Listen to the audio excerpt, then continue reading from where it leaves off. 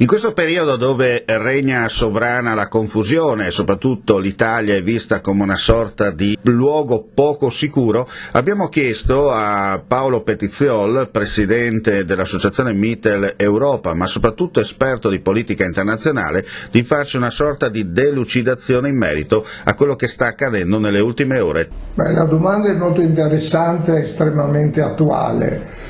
Io quello che dico non vorrei confondermi con le voci di tutti i tipi che anche venendo in studio questa mattina, sentendo i vari interventi di un sacco di giornalisti, si contraddicono l'uno con l'altro e parlano come se fossero tutti dei gran professori virologi o virologhi, che dir si voglia.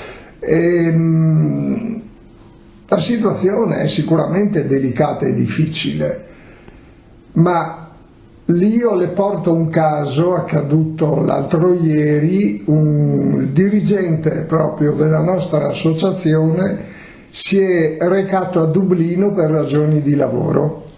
Come è sbarcato dall'aereo a Dublino lo hanno preso, impacchettato e rispedito in Italia.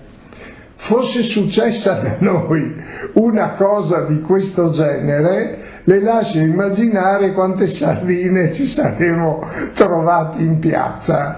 Qua, se non cominciamo a ragionare seriamente su che cosa sono i confini e su che cos'è la politica del terzo millennio, ma con serenità e non come una guerra di trincea fatta in modo ignorante nel senso di non conoscenza di quella che è la situazione, mi creda, io la vedo molto seria e delicata la questione. Senta, noi siamo famosi, soprattutto l'Italia, per essere un popolo di santi, poeti, navigatori e anche commissari tecnici.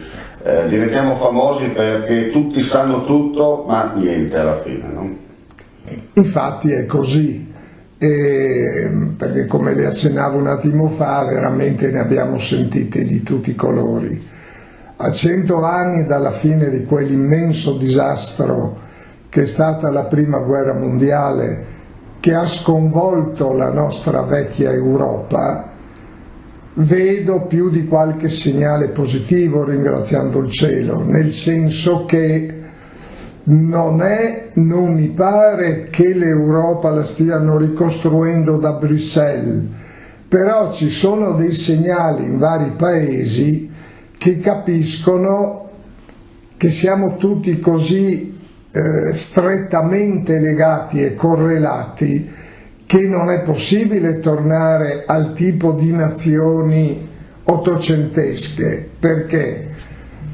Perché soprattutto, e mi riferisco in particolare all'Italia, siamo una nazione talmente interdipendente con l'Europa, basti pensare che la Germania è il nostro primo mercato commerciale, che siamo dipendenti dall'energia, siamo dipendenti dal petrolio, siamo dipendenti dalle materie prime, perché noi materie prime non ne abbiamo, quindi possiamo solo che importarle.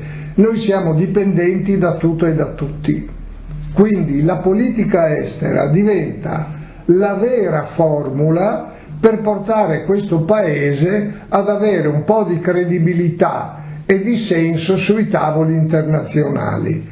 Il problema è sempre quello: la politica estera non porta voti, perché all'estero non votano, salvo gli emigranti che abbiamo. Ma io mi meraviglio sempre più che non capiscono che invece porta soldi la politica estera, e mai come in questo momento il nostro paese ha bisogno di credibilità per avere soldi, denaro.